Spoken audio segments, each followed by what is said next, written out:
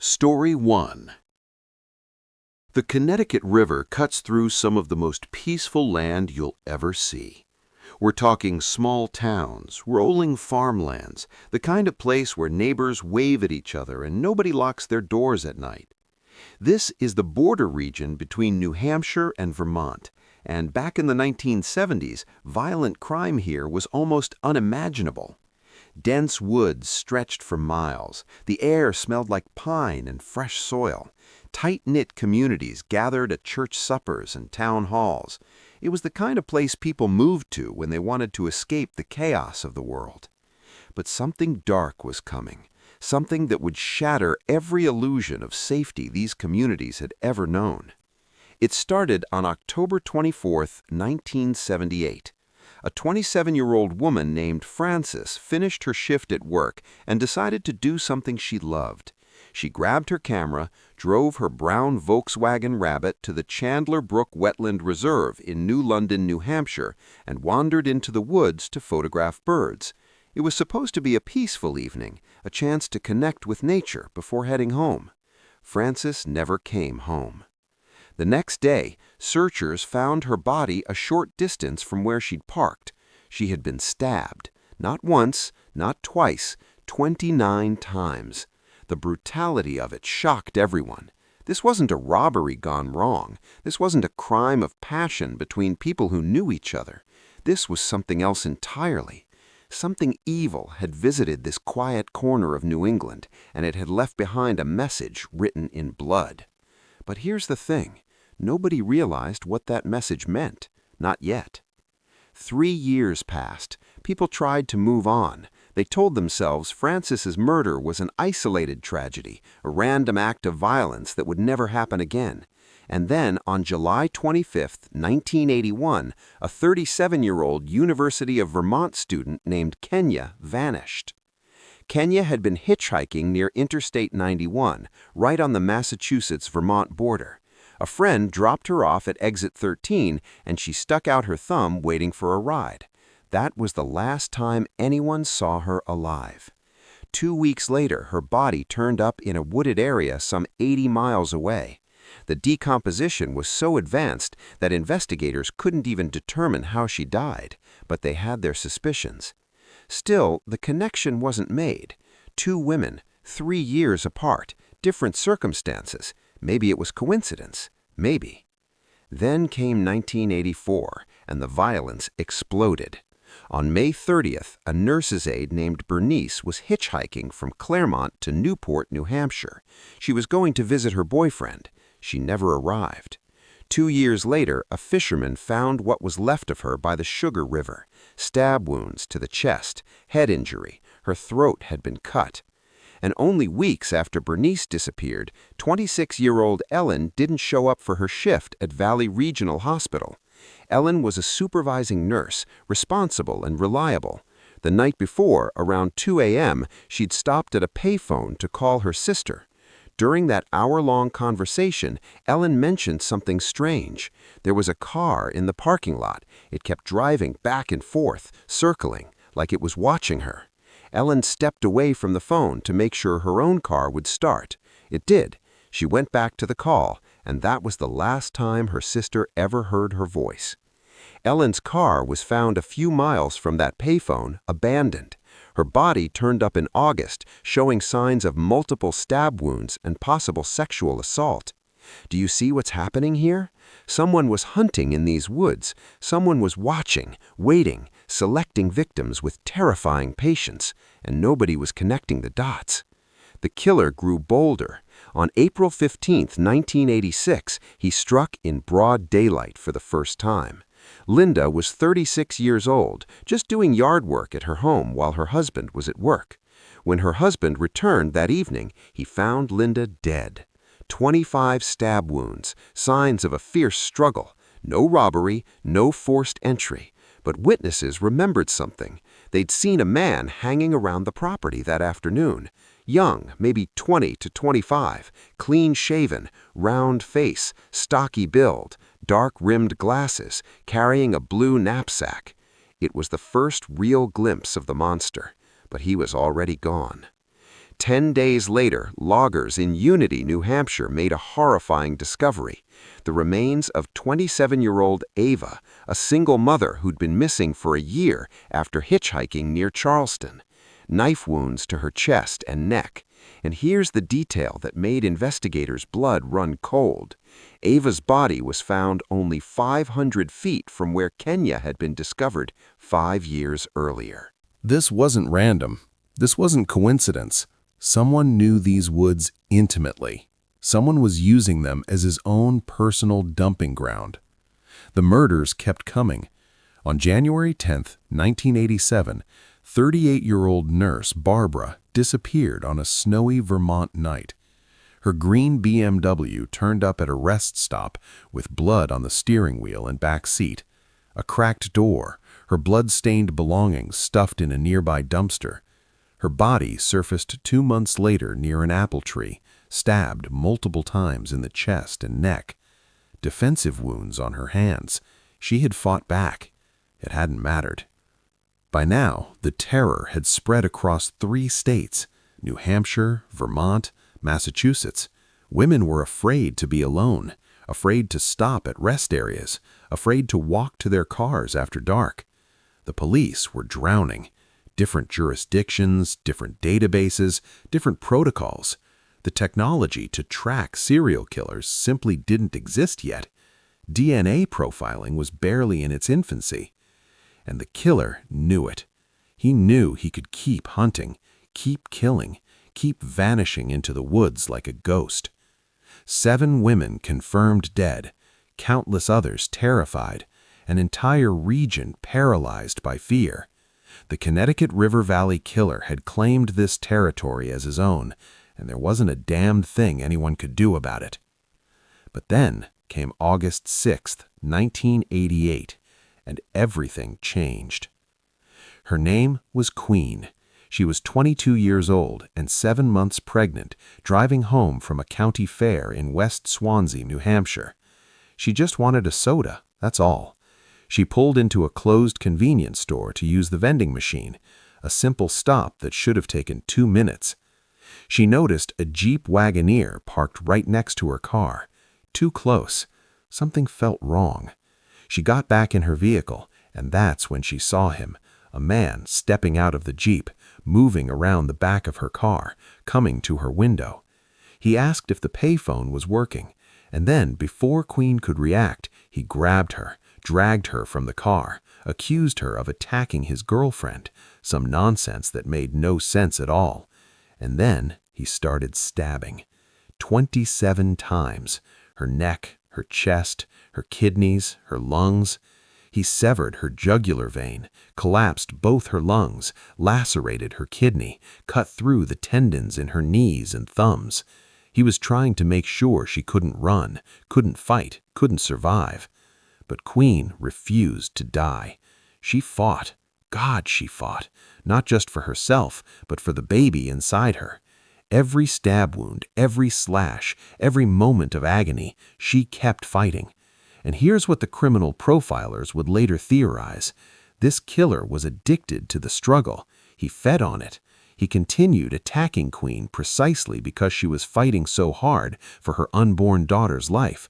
But when she started to fade, when the struggle began to subside, so did his interest. He thought she was dead. He got back in his Jeep and drove away. But Queen wasn't dead, not even close. She dragged herself back to her car, blood pouring from her neck, lungs collapsing, and she drove. She actually drove herself to a nearby friend's house. And here's the most chilling part. On her way there, she passed her attacker going the opposite direction.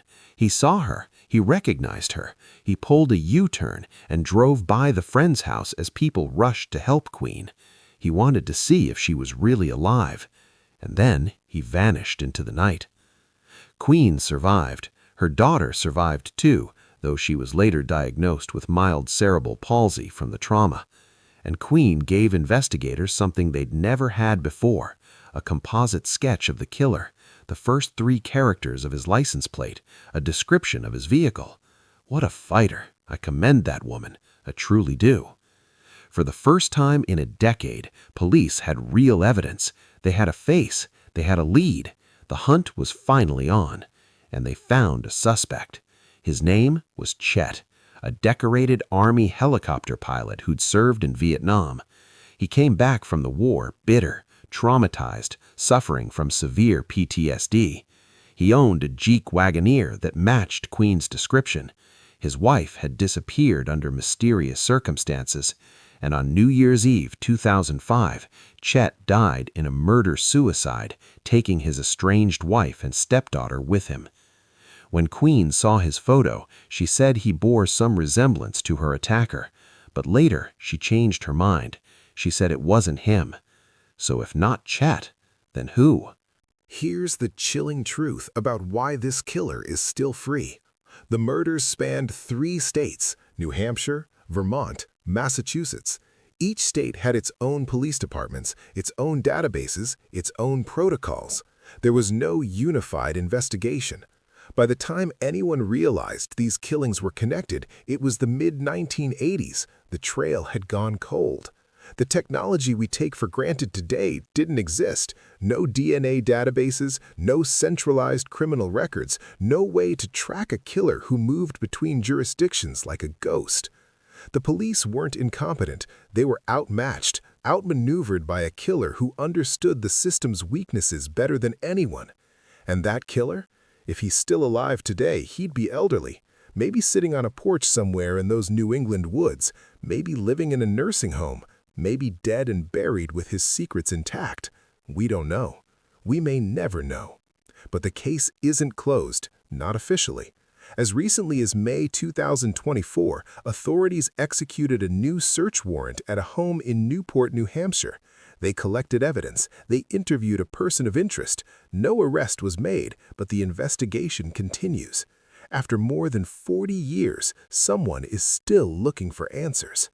The Connecticut River Valley killer remains at large. 7 women dead, 1 survivor who refused to give up, and a monster who slipped through the cracks of a system that couldn't keep up with his evil.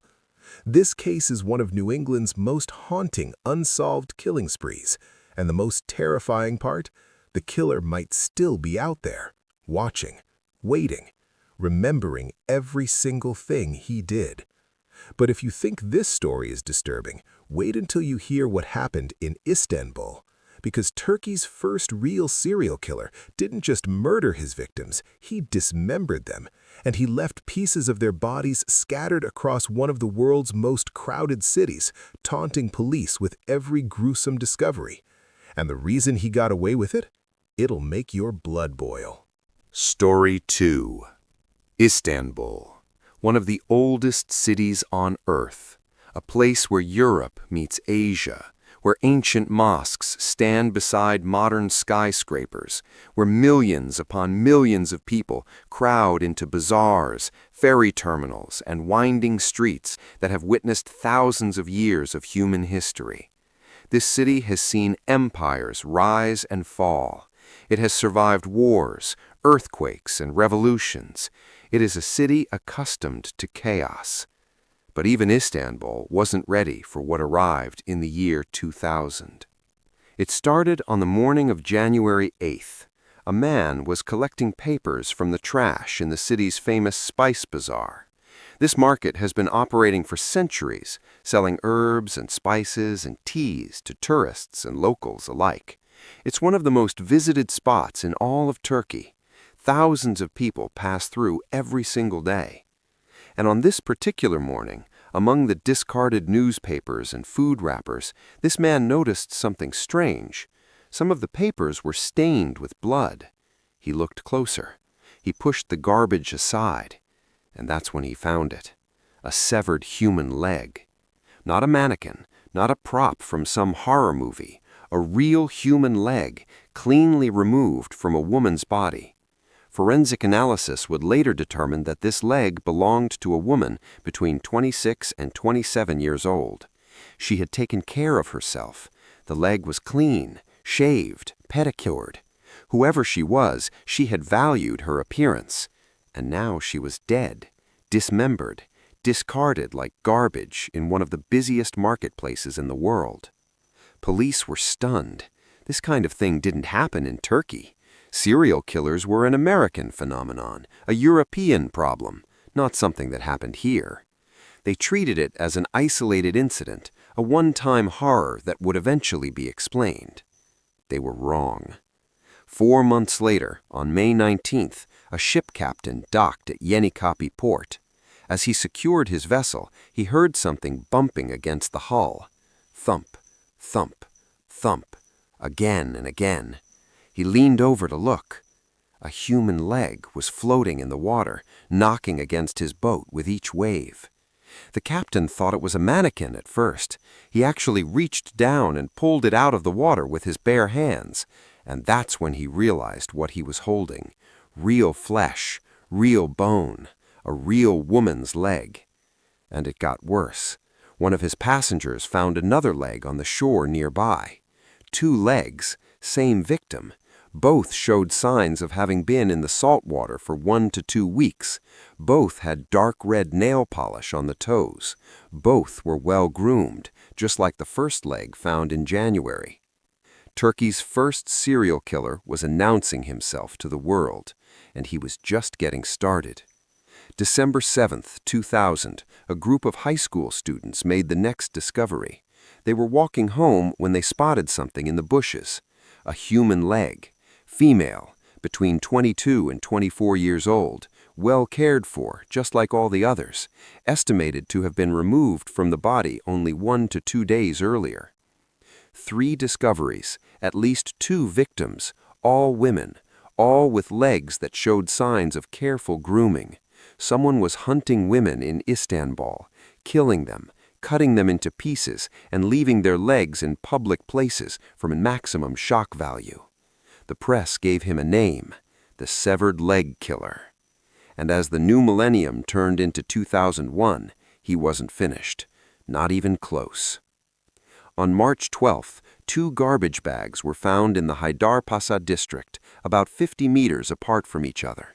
Inside each bag was a leg. But this time something had changed. One leg belonged to a woman, 20 to 22 years old. The cut was clean, surgical almost. But the other leg belonged to a man, 25 to 30 years old, and the cuts on his leg were rough, jagged, like whoever did this had struggled with the job. The male victim had drugs and alcohol in his system, high levels. He had been incapacitated before he died, maybe drugged, maybe just too intoxicated to fight back. Either way, the killer had switched things up. He wasn't just targeting women anymore. He was killing men, too. But the real breakthrough came 10 days later, March 22nd, 2001. 2 garbage collectors were working a subway line when they found another leg. This one would be different from all the others. This one would have a name. Her name was Yasemin Dorgan. She was 17 years old. Yasemin had gone missing just 2 days earlier after being last seen at a post office. She was young. She was innocent. She had her whole life ahead of her. And now her leg was rotting in a subway tunnel, dumped there by a monster who stole everything from her. No blood was found at the scene. Investigators determined that the leg had been dunked in hot water after dismemberment, possibly to cleanse it or delay decomposition. This killer was methodical, careful. He knew what he was doing. 2 days after Yasemin's leg was found, her belongings turned up in a park. Her bag, her identification, everything except her phone. And then the phone calls started. March 25th. A payphone rang at Yasemin's school. A student answered. On the other end was a voice described as intoxicated or psychotic, slurred words, heavy breathing, and then these chilling words: "Don't look for that girl. You won't find her." A few minutes later, another call. Same voice, same message. The killer was watching. He was following the news coverage. He knew the fear he was creating, and he was enjoying every second of it. Yasemin Durgun became the only victim ever positively identified throughout the entire case, the only one whose family got to put a name to the horror. The only one who wasn't just a leg found in a garbage bag or floating in the sea, but she wasn't the last victim. July 20th, 2001, another leg washed up on the shore of Maltepe, male, between 30 and 35 years old, severed at the knee. High levels of alcohol in his system, just like the other male victim found months earlier. The killer had a type when it came to men. He targeted those who were already impaired, easy prey. And then, just like that, it stopped. No more legs, no more discoveries, no more taunting phone calls. The severed leg killer simply vanished. The final count was horrifying. 8 legs from 7 victims, 5 women and 2 men, ages ranging from 17 to 35. 6 of them remain unidentified to this day. 6 people whose families never got closure. 6 human beings reduced to nameless, faceless victims of a monster who was never caught. Istanbul police were completely overwhelmed. Nothing like this had ever happened in Turkey before. They had no playbook for hunting a serial killer, no experience, no specialized units. They were learning on the job, and people were dying while they figured it out. So they reached out for help. They contacted one of the most famous criminal profilers in America, a man named Richard Walter. He had helped solve cases all over the world. He had looked into the eyes of monsters and mapped the darkness in their minds. If anyone could understand the severed leg killer, it was him. Walter studied every detail of the case and built a psychological profile that still haunts investigators today. The killer, he said, was likely a male in his mid-20s. The murders of the female victims were sexually motivated, possibly stemming from his own inadequacies or confusion about his desires.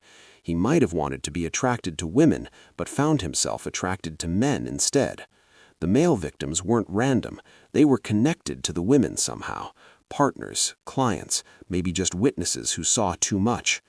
The killer had what Walter called a killing ground, a single location where all the murders took place, an apartment maybe, a basement, somewhere private where he could take his time.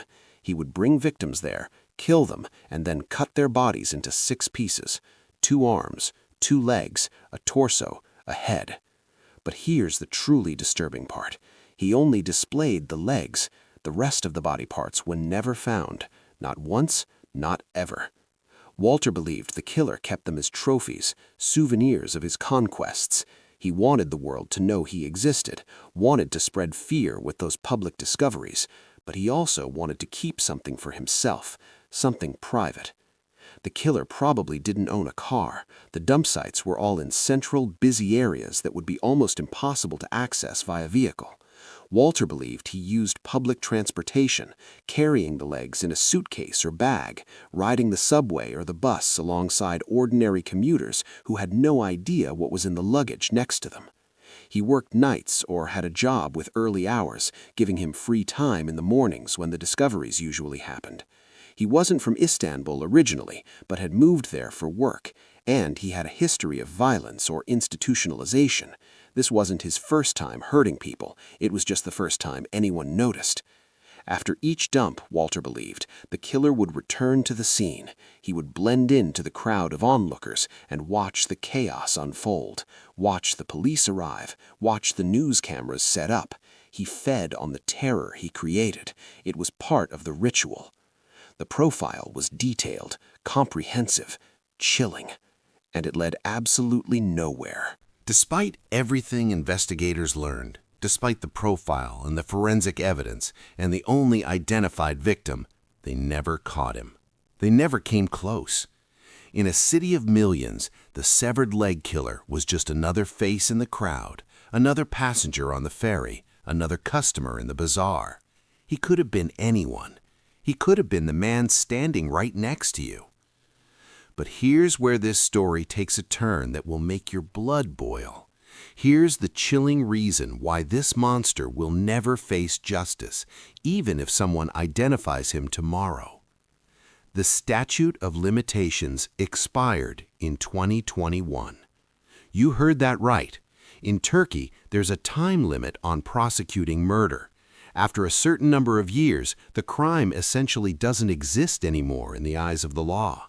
And for the severed leg killer's victims, that clock ran out. 20 years. That's all the victims got. 20 years for someone to solve the case, find the killer, and bring him to court. And when that deadline passed, the case was officially closed. The files were archived. The investigation ended.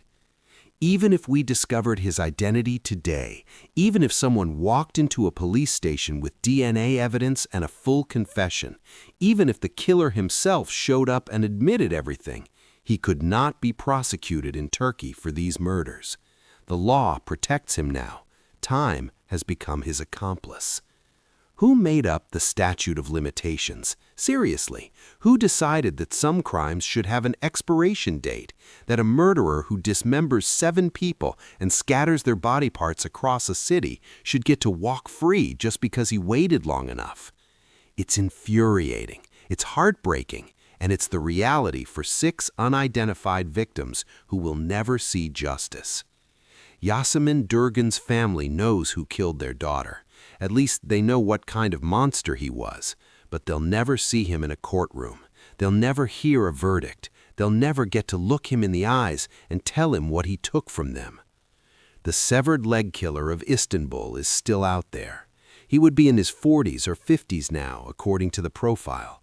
Maybe he moved away from Turkey. Maybe he's still there, walking the same streets where he once hunted. Maybe he's dead, taking his secrets to the grave. We'll probably never know. Turkey's first serial killer got away with it. 7 lives destroyed, 6 victims without names, 1 grieving family without closure, and a monster who beat the system simply by being patient. But as disturbing as this case is, there's something even older, something that goes back to the very origins of what we now call serial murder. Before Jack the Ripper terrorized London, before the term serial killer even existed, there was a city in Texas, a killer with an axe, and a series of murders so brutal, so terrifying, that they changed an entire community forever. The year was 1884. The place was Austin, and what happened there would mark one of the earliest recorded serial killer cases in American history. The victims were called servant girls, and the man who hunted them became known as the Annihilator.